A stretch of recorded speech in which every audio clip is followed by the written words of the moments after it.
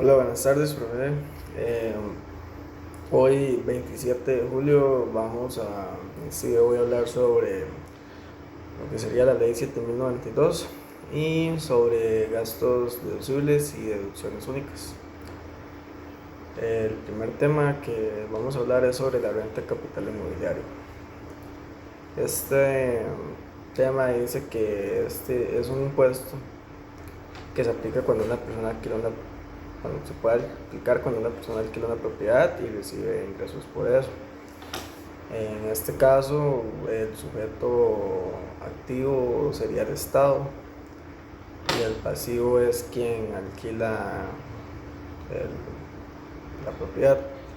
En lo material podemos hablar de alquileres, en lo espacial aplicaría dentro de Costa Rica y en lo temporal se graba cuando se recibe el ingreso y en lo cuantitativo se calcula sobre ese monto.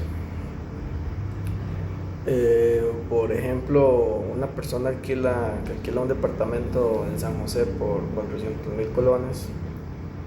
El ingreso es el hecho imponible, material. Ocurre en Costa Rica, que sería el espacial, y se genera al recibir el alquiler cada mes, que es el temporal. Y se calcula con una tasa del 15% sobre el ingreso bruto. Estaríamos hablando de cuantitativo. Segundo tema es la renta de capital inmobiliario. Este, este impuesto se refiere a ingresos por intereses, dividendos y similares. Aquí el sujeto pasivo es quien recibe ese dinero. Se graba cuando se gana el interés y se calcula según el monto.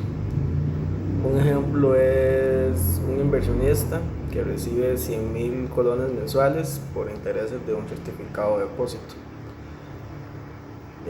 Aquí se aplicaría una retención única del 15% sin deducciones de gastos y el banco hace la retención directamente. Tercer tema sería las ganancias de capital. Las ganancias de capital ocurren cuando vendemos un bien por un precio mayor al que lo compramos.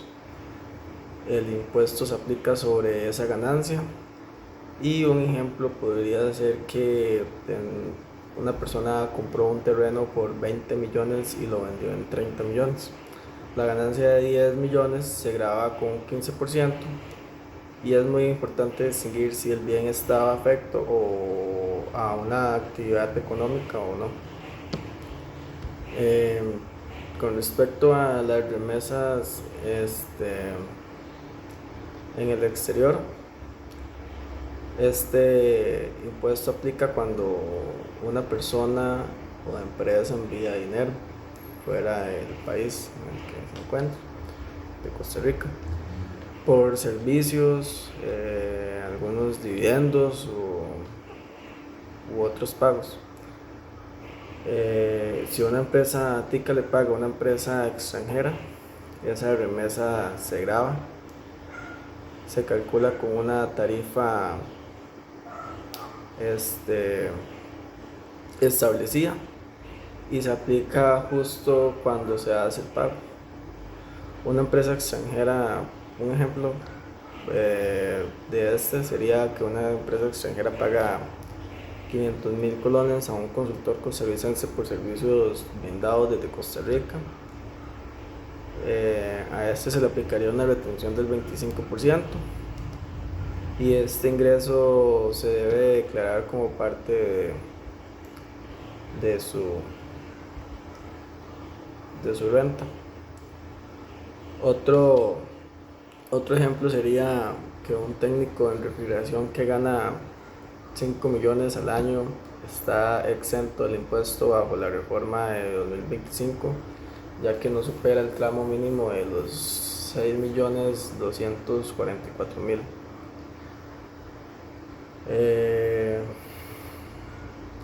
Eso sería por un ingreso bajo.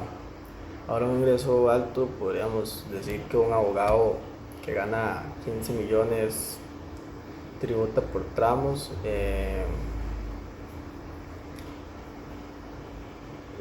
Sería de un 0% sobre los primeros 6.244.000, luego 10% y 15% y hasta un 20%,